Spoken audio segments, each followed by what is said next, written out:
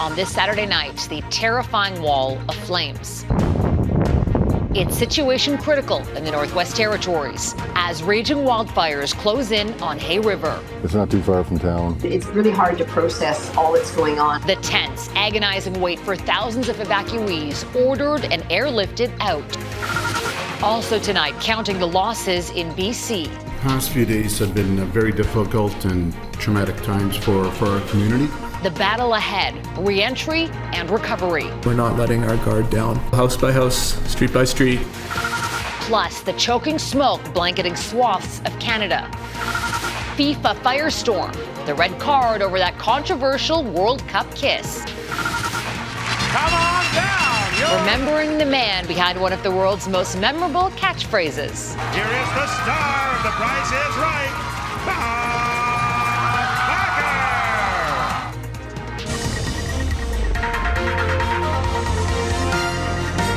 Global National with Farah Nasser. Good evening to you. Thanks for joining us. We begin tonight with the wall of flames that's inching closer and closer to the community of Hay River in the Northwest Territories, where the dangerous mix of extremely high temperatures and strong winds have created what's called a blow-up event, forcing firefighters to retreat and prompting the evacuation of all non-essential workers. This satellite image of the area shows how close the fire is, only 1 kilometer from the community approximately. Officials say the blaze likely burned structures to the west, but so far it has spared the town itself. Now, with some cooler temperatures today, officials say the next 48 hours are critical in the effort to reduce the threat. Our Caryn Lieberman has our top story tonight. The fire's getting, well, it's not too far from town.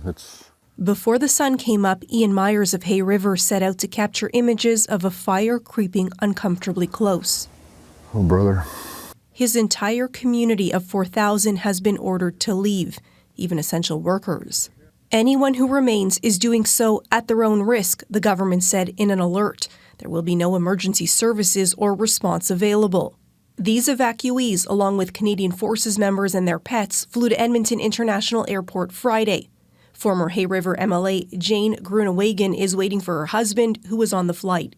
It's really surreal, actually, and it's really hard to process all that's going on. But, so far, so good. I haven't heard of any loss of or injury to people as a result of this.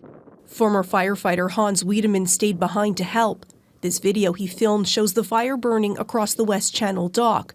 And as of Saturday, it's 1 kilometer west of the Hay River Airport and 1.5 kilometers west of town center. The fire did grow significantly yesterday, and our team is going to be doing everything possible. In Edmonton, the Prime Minister joined Northwest Territories Premier Cochrane, who this week said she's been asking Ottawa for more infrastructure commitments for decades. We are in a disaster that we've never seen before, fighting over 250 fires in the Northwest Territories. Trudeau pointed to the ways the federal government has been there to help. Now with resources, with Canadian Armed Forces, with supports, as people are going through tremendously difficult times. Tough times for neighboring communities too. Rosie Bjornson is in Fort Resolution east of Hay River, which is under extreme fire danger. It's just devastating, and and a lot of my friends on the long side of the highway to Hay River, they had homes there and they lost their homes. For the moment, fire officials say they're experiencing the best of a bad situation. So far, it's a much better day than yesterday, but still not out of the woods yet. Crews are preparing for more challenging weather conditions Sunday. Caryn Lieberman, Global News. Those wildfires are among hundreds that are raging across Western Canada. And even if you aren't close to an active fire zone, chances are you're still feeling the effects because smoke is blanketing wide swaths of this country. It's particularly bad in the west. An air quality advisory is back in effect for Vancouver, and it's expected to remain for a few days. In BC, more Central Okanagan evacuees are getting back to their neighborhoods as evacuation orders lift and firefighters gain the upper hand. There were more than 10,000 homes under evacuation orders there last week, and now that number's down to around 3,400.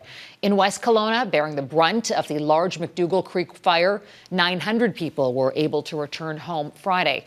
But with news of some neighborhoods being decimated, uncertainty remains for many evacuees who are still in limbo. Kamil Karamali is in Lake Country, BC. And what's the situation like there, Kamil? Farah, here in the municipality of Lake Country, just north of Kelowna, the evacuation order for the remaining 400 or so homes is being lifted this afternoon. As more and more people get to return home, so do dozens of firefighters to get some rest. And while the wildfire fight continues in West Kelowna, there are continued signs of progress. I think we are all starting to breathe a bit of a collective sigh. Although very cautiously. We're 9 days in, that's it. And look where we are. We have faced a wildfire of historical proportions. Our community in many cases has been devastated, but just 9 days in, we're well into re-entry and recovery. Last week, 3 wildfires forced people from their homes near Kelowna. 2 of them are now considered held, but there's still the massive McDougall Creek wildfire that remains out of control. 3,000 homes in West Kelowna and the surrounding areas are still under an evacuation order as fire crews battle that blaze. A couple of hours drive to the north, the damage from the shoe swap fires is still being tallied while residents wait to return home, but officials say at least 130 structures have been destroyed. Now, although things are starting to return to normal here, the community is working to rebuild. Questions about insurance, paying for damages, and farmers who have had their crops and annual harvest severely impacted. Primarily in just having neglect that you can't go out there. You know, you're trying to keep things watered the best you can, but you just can't be physically out. You're definitely having a detriment to the fruit when it's basically soaked in smoke. There is some concern with the hot temperatures that the dry conditions will make the firefight even more difficult for crews in West Kelowna. So far, the number of structures destroyed sits at around 180 here, although with crews continuing their assessment, that number is set to rise significantly in the next couple of days. Farah? Kamil Karamali in Lake Country, BC. Thanks, Kamil. As our climate changes, natural disasters are upending more and more lives. Mental health experts say the emotional toll is immeasurable. Global News health reporter Catherine Ward explains more about this cycle of struggle. When a natural disaster hits, you alternate between wanting to know what is happening and wanting to just tune out a lot of the news. It's a complex and emotionally taxing roller coaster. The threat is real. I saw it for myself. And for others waiting to see if they will be next. It's heightened and then it's withdrawn. You feel relief when a fire stops moving towards you, but you know that often it's because it's moving somewhere else. This clinical psychologist who researched the effects of disasters says they can have long-lasting implications. They might have flashbacks. They're highly anxious and agitated, which surface in different ways. People might not just report post-traumatic stress disorder, but they might have other mental health disorders start to develop. So, for example, depression, anxiety, substance abuse. Not everyone will experience stress in the same manner. Who was reporting those mental health concerns changed over time. It wasn't just the same people. So for some people, they were finding that they were very much impacted in the months or years following. Disasters striking in the wake of the pandemic have a compounding effect. We like to think that we would see this nice trajectory of people just starting to recover, but unfortunately it's being disrupted by these new events which are happening for them. Experts say addressing mental health challenges must be part of the response. It is important to work with the communities, the churches, the mosques, and also to provide culturally adapted care. It's my hope that between things like crisis lines or Care to Speak, that people are able to take advantage of getting emotional support after what are some really difficult professional and personal days right now. Catherine Ward, Global News, Toronto. And while local governments ask Ottawa for help fighting climate disasters, federal cabinet ministers are being asked to find savings. New Treasury Board President Anita Anand has signaled October 2nd as the date for her colleagues to find $15 billion from the federal government's coffers. Our Mackenzie Gray surveys how the mandate's being received and where the cuts could come from. After years of record spending, the Liberals are trying to tighten their economic belt. What we are committed to is doing the things Canadians need us to do and maintaining that responsible fiscal foundation. Cabinet ministers have been put on notice that cuts are needed to meet a budget promise of slashing roughly $15 billion in spending over 5 years. Finance Minister Chrystia Freeland. We also understand, I'm just going to finish, Anita. We also understand deputizing new Treasury Board President Anita Anand to find the cash. We are really refocusing our spending from pandemic-type spending to the broader economic priorities of our country. But the financial refocus isn't likely to make a dent in the economic direction of the feds. This year's budget costs $497 billion. The savings Anand is looking for only accounts for 0.6% of federal expenses. The numbers are just not big enough to change the deficit. If you really want to pursue savings in government, you have to deal with the programs. But that's not the Liberals' approach. Ministers being told to cut from consulting and travel budgets and promising no layoffs in the public service. They're very receptive to ensuring that we are managing the government's finances, which is ultimately taxpayer dollars, prudently, efficiently, and effectively. That reception lukewarm from some ministers if program cuts are required. For me, the red line is anything that affects the quality of life for First Nations people. That's my commitment to First Nations people. Discussions between departments and ministers are still ongoing, but Treasury Board has given an October 2nd deadline, Farah, to send in their final proposals. Mackenzie Gray in Ottawa, thank you for that, Mackenzie. Now, Spain's soccer chief has been suspended. Coming up, FIFA issues a red card over that controversial World Cup kiss.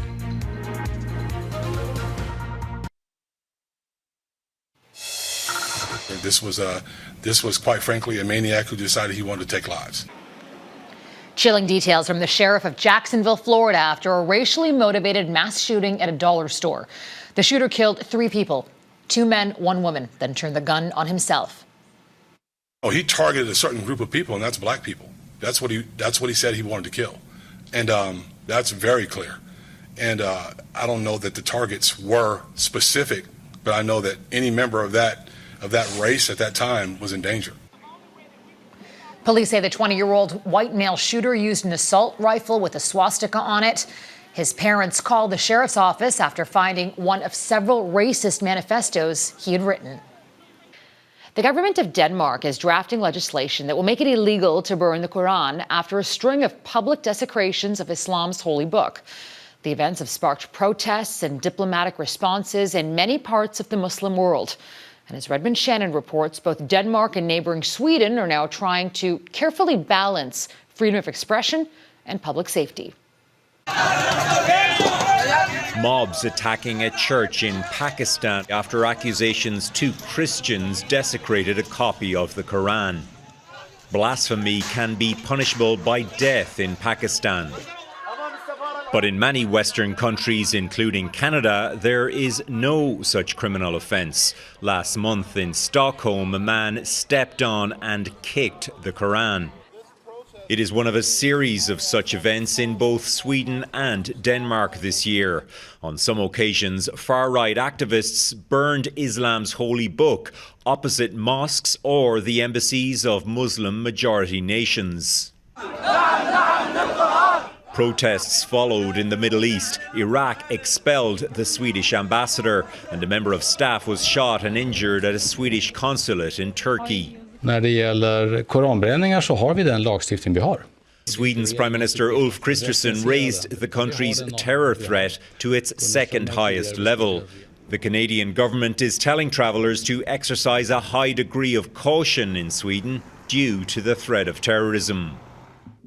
Kristersson is asking Swedes to think before they use their right to free speech. It's more about finding a way to address the security concerns that have arisen rather than to perhaps protect religious beliefs.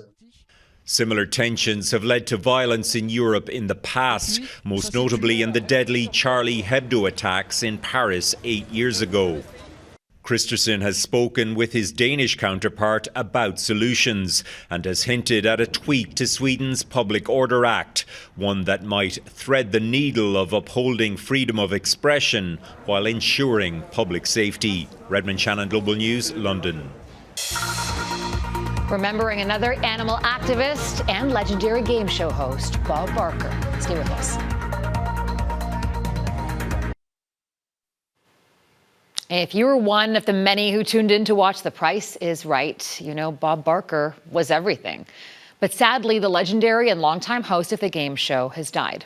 Barker's publicist says he passed away at his home in Los Angeles at the age of 99. He was a household name for more than 50 years, winning 19 Emmy Awards, and was also known for his work as an animal rights activist. And he leaves behind quite the legacy. When you think of the term game show host, his is the face that pops in most minds. Come on down! Gracing the TV screen for more than 5 decades, Bob Barker hosted the longest-running game show ever and the highest rated. A new car! But before that, humble beginnings. Barker, who was part Native American, grew up on a reservation in South Dakota, part of the Sioux tribe. He attended college on a basketball scholarship, was a World War II fighter pilot who never saw combat. His broadcast career started in radio. Then he was host of the then iconic Truth or Consequences game show. But he's best known for what came after. Well, the thing I hear is, Bob, come on down. I hear it every place I go. Barker hosted The Price is Right for 35 years and along the way made news. In 1987 for renouncing hair dye, going gray. He had to ask the head of the studio for permission. In 1996, Barker gained a whole new audience when he appeared in the Adam Sandler comedy Happy Gilmore. You know, Nick Faldo and I won this thing last year, and I'd like to win it again this year. Though that left audiences howling, his life was not always filled with game show fun. His wife of 36 years died of cancer in 1981. And long before the Me Too movement, The Price is Right had a reputation. Models, often called Bob's Beauties, complained of mistreatment. In 1994, Barker was sued for sexual harassment. And in 1995, he was sued again after a model claimed she was fired for gaining weight. The scandals hurt Barker's family values image. But the show continued, ending with Bob's now immortal catchphrase, Help control the pet population and your pets spayed or neutered. An animal rights activist, he walked the talk. Barker, a vegetarian, quit hosting the Miss USA pageant after 22 years because organizers refused to stop handing out fur coats as prizes. He spent $1 million getting 3 elephants moved from the Toronto Zoo to a California reserve, and $5 million on a ship named after him to stop Japanese ships killing whales off Antarctica. We'll be animal rights activists to the day we die. Long after signing off from television, that's how Barker hoped to be remembered the most. And that's Global National for this Saturday night. I'm Farah Nasser. Thanks so much for spending part of your evening with us. Tonight, your Canada is Moncton, New Brunswick. Until tomorrow, take care of yourselves and take care of each other. Good night.